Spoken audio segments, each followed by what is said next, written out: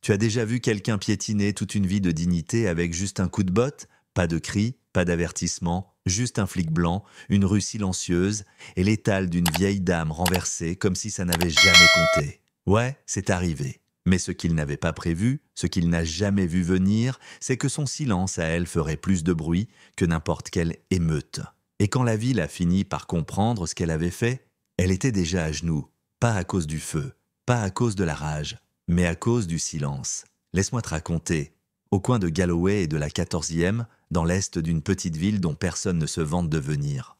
Le genre d'endroit où les trottoirs fissurés portent plus de souvenirs que de béton, et chaque porche a son prénom murmuré entre deux soupirs. Et juste là, sous une lumière fanée et un lampadaire en panne depuis 2011, se trouvait Madame Althea Reynolds, 73 ans, chapeau de paille assez grand pour ombrager un cœur entier, les mains dures comme l'écorce, mais les yeux encore aussi tranchants qu'un miroir cassé. Elle installait son petit étal de fruits et légumes 6 jours par semaine, depuis bien avant que la moitié des gens du quartier ne soient même nés. Des feuilles de choux, des pêches, du gombo et des bocaux de confiture bien rangés comme des petits soldats. Cet étal, c'était pas juste du bois sur roulette, c'était son histoire, sa survie.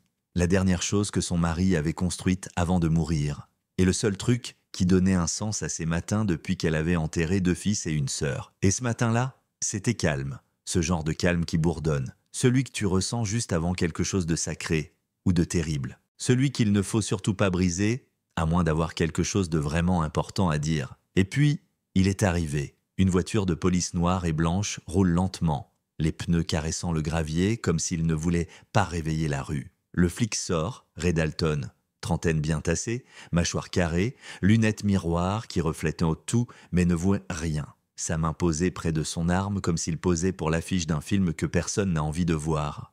« Vous n'avez pas le droit d'être ici », il lâche. Pas de bonjour, pas de madame, juste ça. Madame Althea n'a même pas sourcillé. Elle en a vu d'autres, elle en a vécu d'autres. Elle lève les yeux et répond, d'une voix douce mais ferme, « J'ai un permis, je vends ici depuis 40 ans. » Tu penserais qu'il le lirait, qu'il jetterait au moins un œil au papier plastifié collé à l'étal signé par la mairie, validé 2 semaines plus tôt. Mais non, même pas un mouvement, juste un rictus. Il mâche son chewing-gum comme si c'était à elle de le mériter. J'ai dit remballer, c'est pas un marché fermier ici. Elle plonge la main dans son sac, doucement, comme le font les anciens, sort le permis plié, le déplie avec soin et le tient bien droit comme un verset de la Bible. Tout est là, dit-elle. Je ne bloque rien, je suis en règle. Et là, il la regarde, pas comme une personne, comme un problème. Vous les gens, vous pensez toujours que les règles ne s'appliquent pas à vous. Tu sens le coup là? Vous les gens, pas citoyens, pas commerçants, juste ça. Elle tremble un peu, mais ne baisse pas le bras.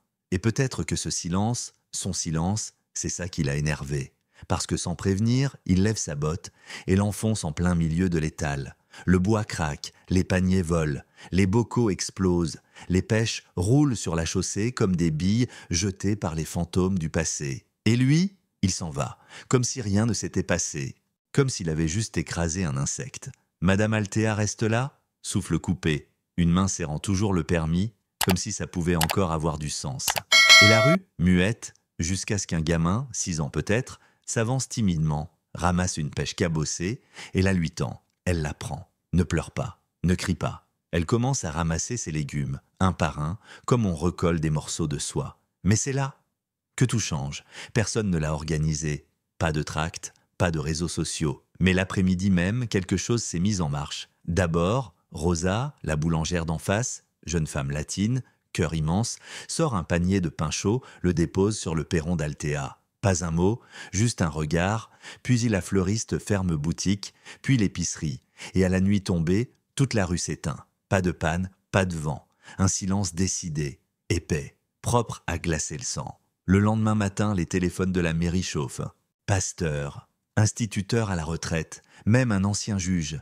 Ils ne veulent que pas crier, juste poser une question. Vous avez vu? Et maintenant, Ray Dalton, mise à pied, pas renvoyé, juste cette pause molle qu'on donne à ceux qu'on n'ose pas juger trop vite. Mais la ville, elle change. Les voisins évident son trottoir comme s'il brûlait. Le facteur ne monte plus, personne ne frappe, personne ne parle.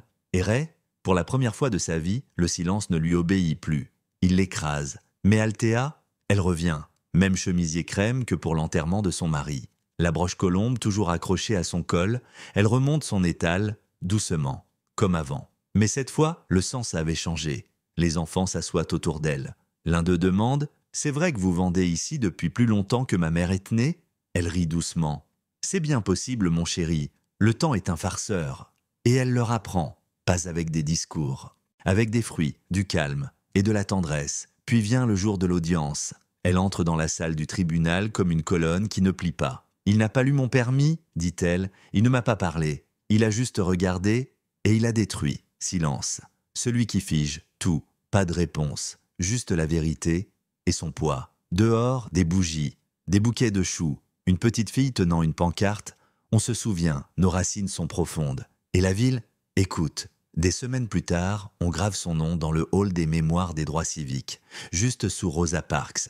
Elle ne pleure pas. Elle touche sa broche, sourit, et dit à une jeune fille « Apprends-lui sa propre voix d'abord. La mienne n'est qu'un écho. » Et à l'anniversaire du retour de l'étal, pas de caméra, pas de discours, juste des chaises pliantes, du pain chaud, des histoires. Et cet étal, toujours là. Même coin, nouveau sens.